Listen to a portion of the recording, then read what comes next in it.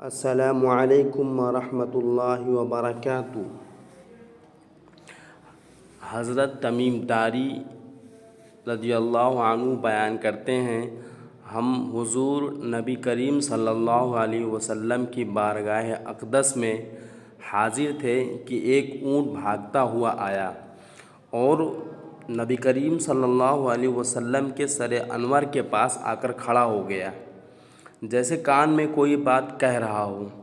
آپ صلی اللہ علیہ وسلم نے فرمایا، اے اونٹ پرسکون ہو جا، اگر تو سچا ہے تو تیرا سچ تجھے فائدہ دے گا، اور اگر تو جھوٹا ہے تو تجھے اس جھوٹ کی سزا ملے گی۔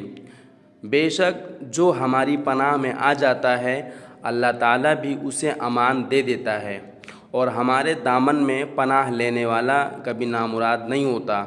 ہم نے عرض کیا، اے رسول اللہ، یہ اونٹ کیا کہتا ہے؟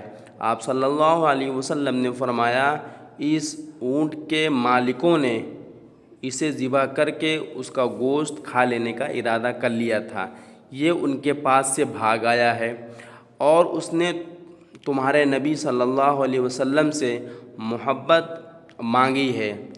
ہم سب ابھی گفتگو میں مشغول تھے کہ اس اونٹ کے مالک بھاگتے ہوئے آئے۔ جب اونٹ نے انہیں آتے دیکھا تو وہ دوبارہ حضور صلی اللہ علیہ وسلم کے سر مبارک کے قریب ہو گیا اور آپ صلی اللہ علیہ وسلم کے پیچھے چھپنے لگا۔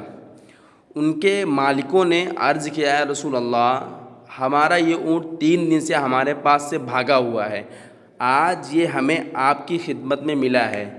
اس پر آپ صلی اللہ علیہ وسلم نے فرمایا، یہ میرے سامنے شکایت کر رہا ہے، یہ کہہ رہا ہے کہ یہ تمہارے پاس کئی سال تک پلا بڑھا، جب موسم گرما آتا تو تم گھاس اور چارے والے علاقوں کی طرف اس پر سوار ہو کر جاتے، اور جب موسم سرما آتا تو اسی پر سوار ہو کر گرم علاقوں کی طرف کوچ کرتے، جبکہ یہ اس خستہ حال کی عمر کو پہنچ گیا ہے تو تم نے اسے ذبح کر کے اس کا گوشت کھا لینے کا منصوبہ بنا لیا ہے۔ تو انہوں نے عرض کیا، خدا کی قسم یا رسول اللہ، یہ بات بالکل اسی طرح ہے جیسے آپ نے فرمایا ہے۔ تو اس پر حضور صلی اللہ علیہ وسلم نے فرمایا، ایک اچھی خدمت گزار کی اس کے مالکوں کی طرف سے کیا یہی جزا، یہی صلہ ہوتا ہے؟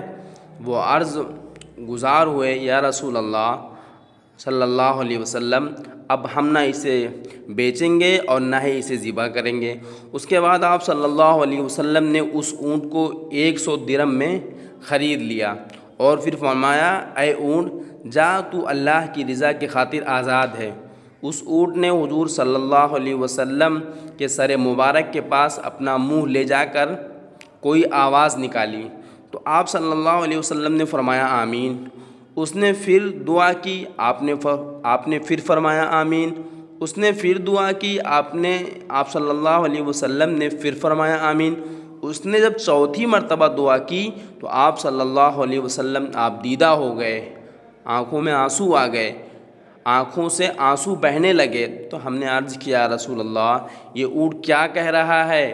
آپ صلی اللہ علیہ وسلم نے فرمایا، اس نے پہلی دفعہ کہا، اے نبی کریم مکرم صلی اللہ علیہ وسلم، اللہ تعالیٰ آپ کو اسلام اور قرآن کی طرف سے بہترین جزا عطا فرمائے۔ میں نے کہا، آمین۔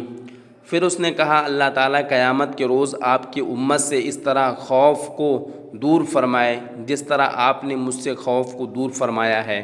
میں نے کہا، آمین۔ پھر اس نے دعا کی، اللہ تعالیٰ دشمنوں سے آپ کے امت کے خون کو اسی طرح محفوظ رکھے جس طرح آپ نے میرا خون محفوظ فرمایا ہے۔ اس نے پھر کہا، اللہ تعالیٰ آپ کی امت کے درمیان جنگ و جدال پیدا نہ ہونے دے۔ یہ سن کر مجھے رونا آ گیا، کیونکہ یہی دعائیں میں نے بھی اپنے اللہ تعالیٰ سے مانگی تھیں، تو اللہ تعالیٰ نے پہلی 3 تو قبول فرما لی لیکن آخری دعا سے منع فرما دیا۔ جب جبریل علیہ السلام نے مجھے اللہ تعالیٰ کی طرف سے خبر دی کہ میری یہ امت آپس میں جنگ کر کے فنا ہوگی، جو کچھ ہونے والا ہے قلم اسے لکھ چکا ہے، نبی کریم صلی اللہ علیہ وسلم کی یہ حدیث مبارک آج بالکل سچ ثابت ہو رہی ہے۔ آج کے دور پر نظر دوڑائیں، ہم دیکھتے ہیں کہ مسلمان کس طرح ایک دوسرے کے خون کے پیاسے، ایک دوسرے کو کس طرح قتل کر رہے ہیں، فرقہ وارات کے نام پر ایک دوسرے کی جان کے دشمن بنے ہیں۔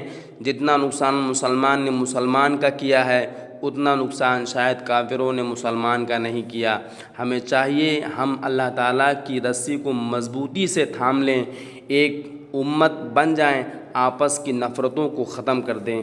اللہ تعالیٰ ہم سب کو ان باتوں پر عمل کرنے کی توفیق عطا فرمائے، آمین۔